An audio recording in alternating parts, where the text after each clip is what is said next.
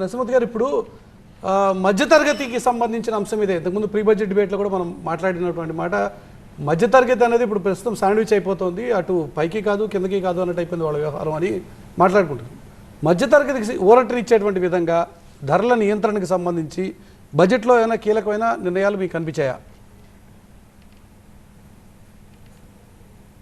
అంటే మధ్య తరగతి అంటే it covers all the things అండి. ఫర్ ఎగ్జాంపుల్ మీరు ఇందాక అన్నారు జానయ్య గారు సుకుమార్ గారు, అగ్రికల్చర్ విషయంలో వెరీ ఇంపార్టెంట్ ఏంటంటే 100 districts wear productivity is low, ఈ 100 జిల్లాల మీద కూడా ఫోకస్డ్గా ఒక నియర్లీ 2 కోట్ల మంది 1.7 crore ఫార్మర్స్కి బెనిఫిట్ అయ్యేట్టుగా డీటెయిల్గా డీప్గా, అంటే అక్కడ ఎందుకు వస్తుంది, పోస్ట్ ఫాస్ఫేట్ క్లాసెస్ ఎలా ఉన్నాయి, ప్రొడక్టివిటీ ఎలా తక్కువ ఉంది, ఇరిగేషన్ ఫెసిలిటీస్ ఎలా పెంచాలి, గ్లోబల్ బెస్ట్ ప్రాక్టీసెస్ ఎలా ఇంప్లిమెంట్ చేయాలి, యూత్ని ఎలా ట్రైన్ చేయాలి, ఆ జిల్లాల ఫోకస్ అది చాలా ఇన్నోవేటివ్గా చాలా బాగుందండి.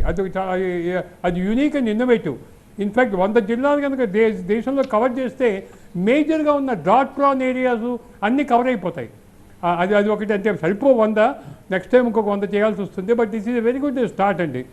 అదేవిధంగా ఇందాక చెప్పినట్టుగా పల్సెస్ స్కీము, అంటే మనకి పల్సెస్ స్కీమ్ ఆల్రెడీ ఆయిల్ సీడ్స్కి ఒక మిషన్ ఉంది. అదేవిధంగా పల్సెస్కి they want to have a special mission. Vegetable fruit ఇది కూడా మనకి పెద్ద ప్రాబ్లం ఉంది మనకి. అంటే పోస్ట్ హార్వెస్టింగ్ లాసెస్ వెజిటబుల్స్లో ఫ్రూట్స్లో ఆల్మోస్ట్ 40-50% ఉంటుంది. అంటే మనకి పొలం నుంచి మార్కెట్కి వచ్చేప్పటికే పాడైపోతాయి, అదేమో ఇంటికి వచ్చేవి ఇంకా పాడైపోతాయి. సో ఎక్స్పోర్ట్ ప్రమోషన్కి అది మంచి స్కీమ్ అండి. అదేవిధంగా కొత్తగా కల్చర్ ఏంటంటే మఖానా అనేది మనకు చాలా హై ప్రోటీన్ ఫుడ్. అది ఈ మధ్య బాగా పాపులర్ అయింది. అందుకని బీహార్లో అది గ్రో అవుతుంది కాబట్టి దాన్ని ఫోకస్గా చెప్పారు. High wielding varieties of pest control seeds, అంటే చాలా సీడ్స్ ఏమవుతాయంటే పెస్ట్ కంట్రోల్లో పాడైపోతూ ఉంటాయి.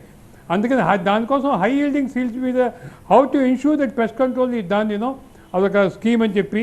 సో ఫిషరీస్ అండి, ఫిషరీస్ ఈ మధ్య చాలా 3-4 బడ్జెట్లో ఫోకస్ లేదు. Fisheries first time they want to have a focus on fisheries. Andaman Lakshadweep ఫోకస్గా, ఐలాండ్ ఫోకస్గా ఆ ఫిషరీ డెవలప్ చేద్దామని. అది చాలా మంచిదండి. అది చాలా లేట్ అయింది. ఇన్ఫ్యాక్ట్ అండమాన్ నికోబార్గా చాలా ఇంపార్టెంట్ ఫిషరీస్ డెవలప్మెంటు, అది బాగుంది. సో ఈ విధంగా చూస్తే కాటన్ క్రాప్ మన గుంటూరు, మన ఆంధ్రలో బాగా హెల్ప్ చేస్తుంది. ఎందుకంటే దీనికి ఒక స్పెషల్ డెవలప్మెంట్కి ఒక scheme, rejuvenating cotton industry, spinning and textile industry, అది కూడా మంచి స్కీమ్ అండి. అఫ్కోర్స్ కిసాన్ క్రెడిట్ కార్డ్స్ చెప్పారు, ఇంకొక 7-8 లక్షల కిసాన్ క్రెడిట్ కార్డ్స్ ఇస్తామని చెప్పేసి. బట్ బ్రాడ్గా చూస్తే మనం కొత్త ఫార్మ్ బిల్స్ తేలేకపోయాం. అందుకే ఈసారి ఇండైరెక్ట్గా ఏం చేస్తున్నారంటే ఎన్సీడీసీని స్ట్రెంగ్థెన్ చేద్దాం, ఈ కోఆపరేటివ్ సెక్టార్ని. అందుకే అమిత్ షా గారి కింద కోఆపరేటివ్ సెక్టార్ తీసుకొచ్చారు, అది స్ట్రెంగ్థెన్ చేద్దాం. ఓకే, ఓవరాల్గా ఒక